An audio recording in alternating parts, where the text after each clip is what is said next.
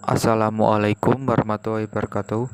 Perkenalkan, kami dari kelompok 5 akan menjelaskan tentang dampak bidang pendidikan, birokrasi, dan militer masa pendudukan Jepang di Indonesia serta janji kemerdekaan.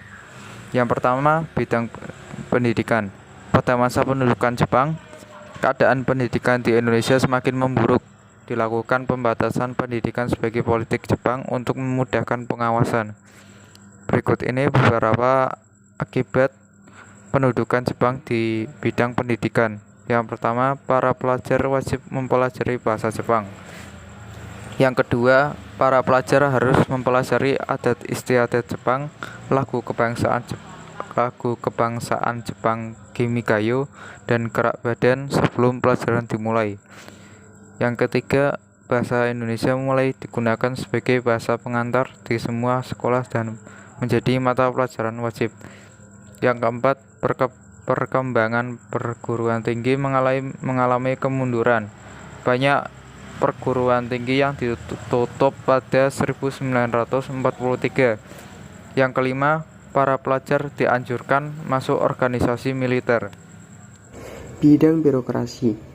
Dalam bidang birokrasi, pemerintah Jepang mengeluarkan Undang-Undang Nomor 27 tentang aturan pemerintah daerah dan UU Nomor 28 tentang pemerintahan Shu dan Tokubetsushi yang menandai berakhirnya pemerintahan sementara.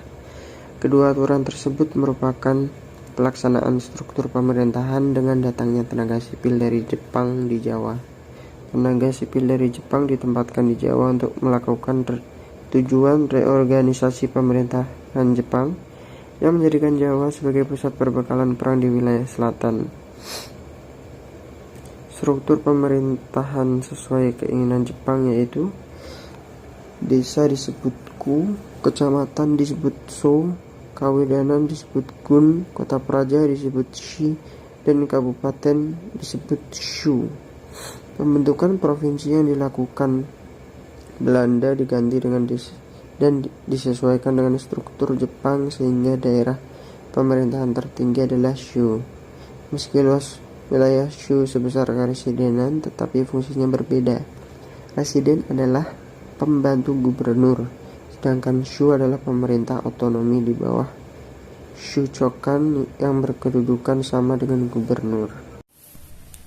Bidang militer. Dalam bidang militer, para pelajar dianjurkan untuk masuk organisasi militer seperti Heiho sebagai pembantu prajurit, Seinendan, dan Keibodan, pembantu polisi. Para pelajar dilatih baris berbaris dan perang meski hanya menggunakan senjata kayu.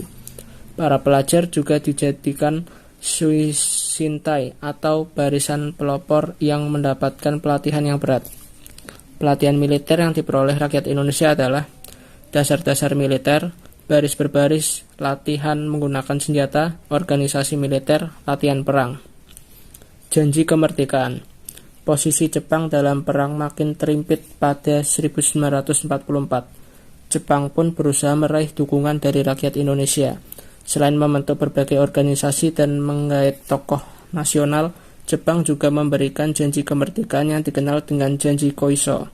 Janji Koiso adalah pernyataan yang disampaikan Perdana Menteri Jepang Kuniaku Koiso pada 7 September 1944 dalam sidang istimewa Teikoku Henkai ke-85 di Tokyo.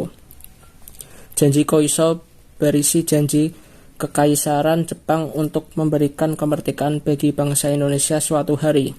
Janji ini dikeluarkan karena Jepang tahu rakyat Indonesia dan tokoh pergerakan sangat mendambakan kemerdekaan. Sekian penjelasan dari kelompok kami. Mohon maaf apabila ada kesalahan kata dan terima kasih atas perhatiannya. Wassalamualaikum warahmatullahi wabarakatuh.